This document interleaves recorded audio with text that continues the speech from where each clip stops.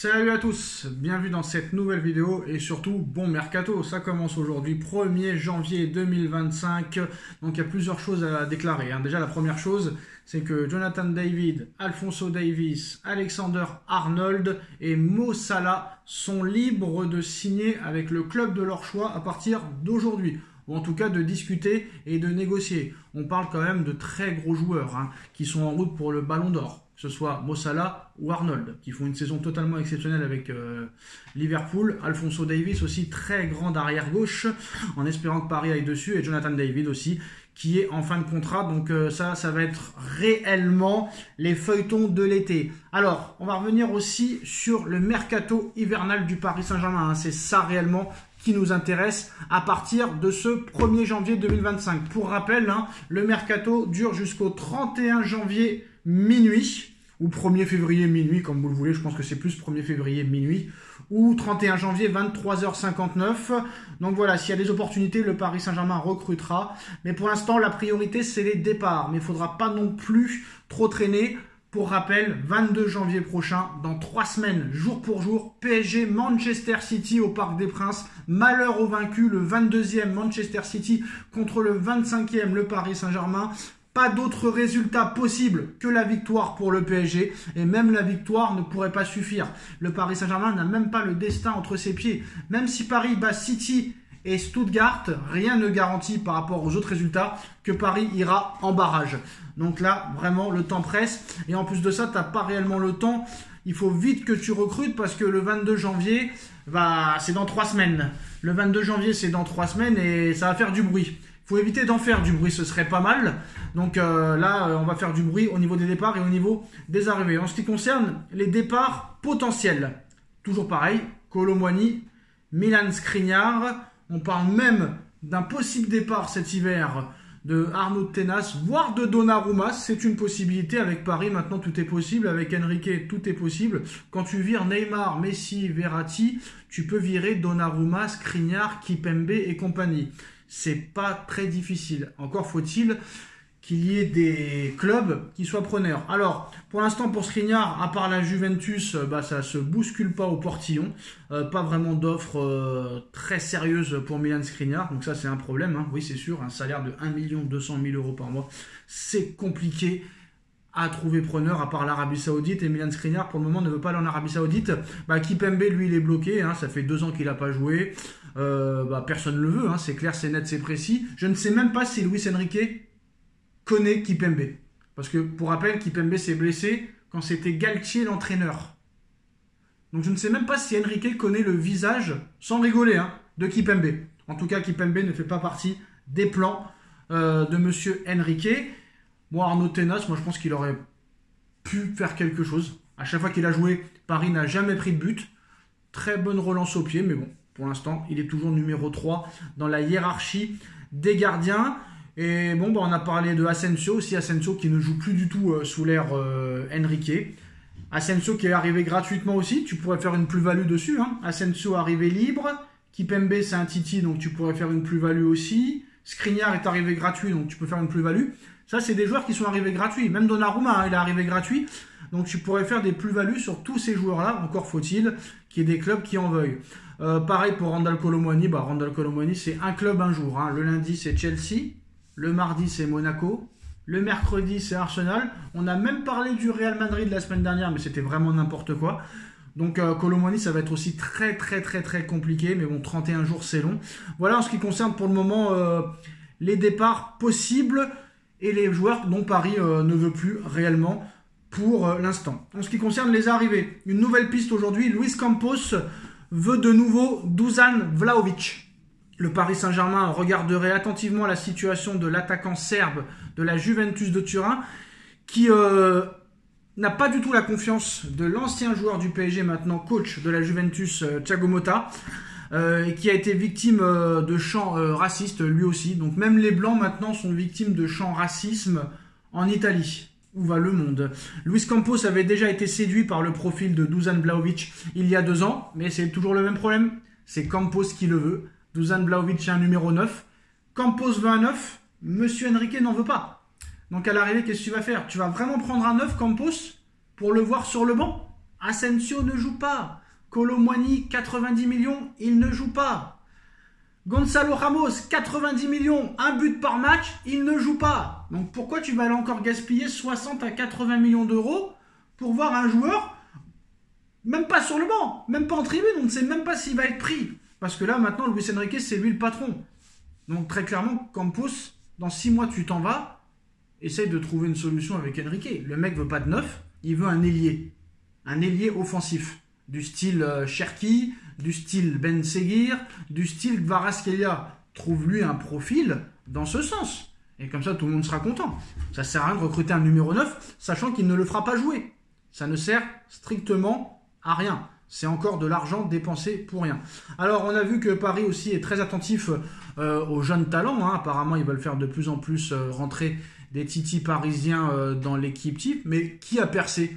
Qui a percé depuis l'arrivée d'Enrique, ou même depuis quelques années, en tant que titi parisien? Eh bien, il n'y en a pas. Il n'y en a pas depuis 1 an et demi. Mayoulou, pour l'instant, il ne confirme pas. Zagué, il ne confirme pas. Warren Zaïre-Emery, il a fait 6 mois avec Galtier, 6 mois avec Enrique, mais depuis 1 an et ce fameux match contre Dortmund, il n'a jamais réussi à revenir.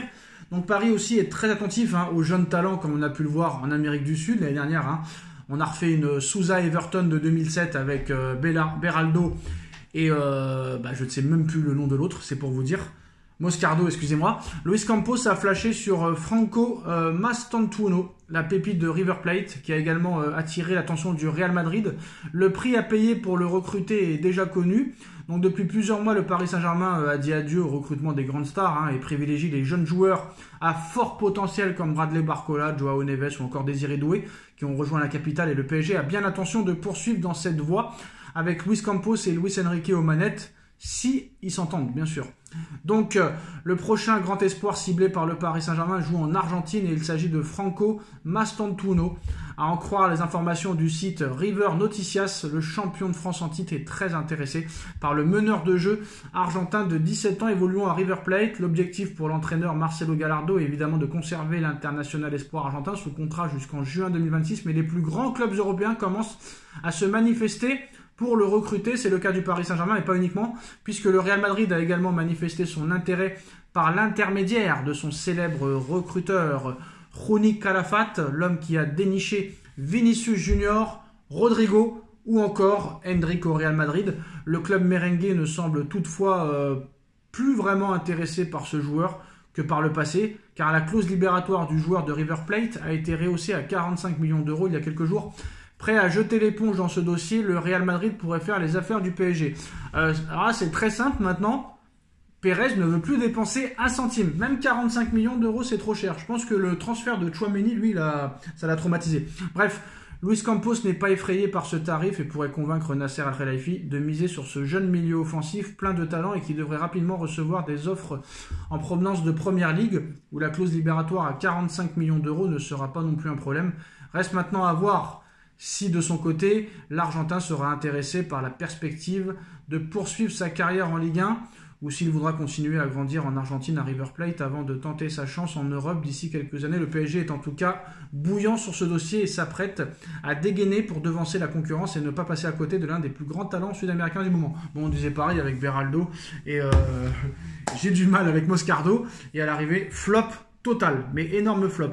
Jorge Mendes, l'agent de Nuno Mendes et l'agent de Lamine Yamal, a envoyé un message aux supporters du FC Barcelone. Rassurez-vous, Lamine Yamal va prolonger au FC Barcelone, ne vous en faites pas, c'est qu'une question de temps. Ça me rappelle quelque chose. L'agent de Messi, son père, qui disait la même chose pour une prolongation de contrat, et à l'arrivée, quelques jours plus tard, ou quelques semaines plus tard, Messi quittait le Barça pour le Paris Saint-Germain. Donc voilà, c'est sûr qu'ils vont pas dire oui, vous inquiétez pas, il va pas prolonger, il va partir. Non, c'est sûr et certain. Monsieur Mendes est un professionnel. Et le gros coup de cet hiver, et ça va en faire plaisir à certains, Laporta pensait qu'il avait trouvé une solution pour inscrire Dani Olmo, mais la Liga a encore refusé d'inscrire Dani Olmo dans la liste de ce feuilleton. Dani Olmo met le FC Barcelone dans tous ses états. Un immense bazar, voilà, il n'est pas sur la liste de la Liga. Et il pourrait quitter le Barça pour 0 €. Paris est très intéressé par le milieu de terrain catalan.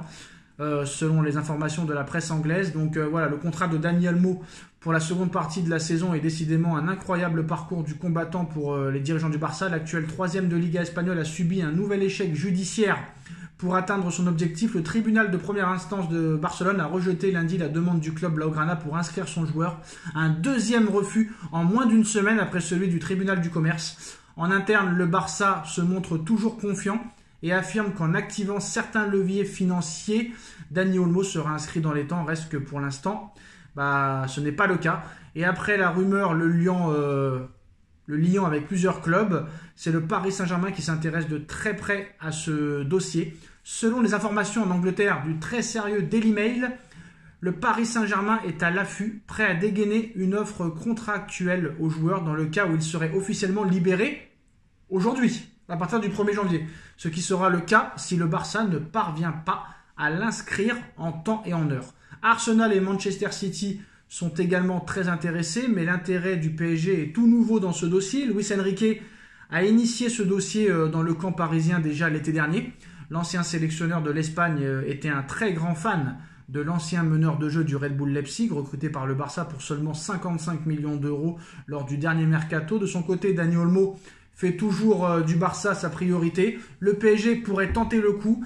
Le joueur veut rester au Barça, mais si c'est qu'il n'aura pas d'autre choix que de partir si son club ne parvient pas à trouver de solution pour l'enregistrer et une solution financière pour l'inscrire.